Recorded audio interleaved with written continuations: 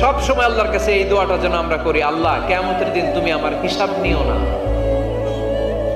আল্লাহ তুমি আমার বিচার বসিও না, আল্লাহ তুমি দয়া করে আমারে মাফ করে দিও।